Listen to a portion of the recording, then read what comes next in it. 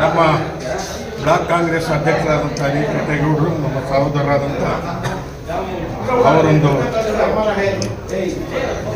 4 ದಿವಸ ಆಯಿತು ಅವರು ಮರಣ ಹೊಂದಿ ಅವರ ಶ್ರದ್ಧಾಂಜಲಿ ಸಭೆಯನ್ನು ನಿಗದಿ ಮಾಡಬೇಕಂತೇಳಿ ಎಲ್ಲ ನಮ್ಮ ನಾಯಕರುಗಳು, ನಮ್ಮ ಬ್ಲಾಕ್ ಕಾಂಗ್ರೆಸ್ ಅಧ್ಯಕ್ಷರು, ನಮ್ಮ ಅಭ್ಯರ್ಥಿಯಾದಂಥ ಆದಿನಾರಾಯಣರವರು, ನಮ್ಮ ಶಿವಣ್ಣ ಎಲ್ಲರೂ ಕೂಡ ಇವತ್ತು ಸೇರಿ ಸಭೆ ಮಾಡಿ ಚರ್ಚಿಸಿ ಮತ್ತು ಕೊತ್ತೂರು ಮಂಜುವರ ಹತ್ರ ಕೂಡ ಮಾತಾಡಿ ಚರ್ಚಿಸಿ ಅವ್ರ ಮನೆಯವರನ್ನು ಮಾತಾಡಿ ಚರ್ಚಿಸಿ ಅವರ ಶ್ರದ್ಧಾಂಜಲಿ ಸಭೆಯನ್ನು 25ನೇ ತಾರೀಕು 11 ಗಂಟೆಗೆ ನಿಗದಿಪಡಿಸಿರ್ತೇವೆ.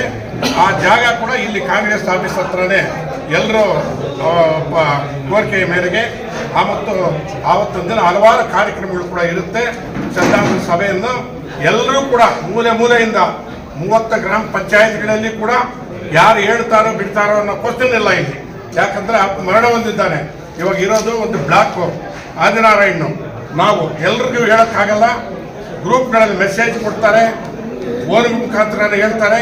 ಎಲ್ಲರೂ ಕೂಡ ಸುಮಾರು ಜನ ಒಂದು ಗ್ರಾಮ ಪಂಚಾಯತಿಗೆ 500 ಜನ ಕಮ್ಮಿ ಇಲ್ದಿರ ಬರಲೇಬೇಕು.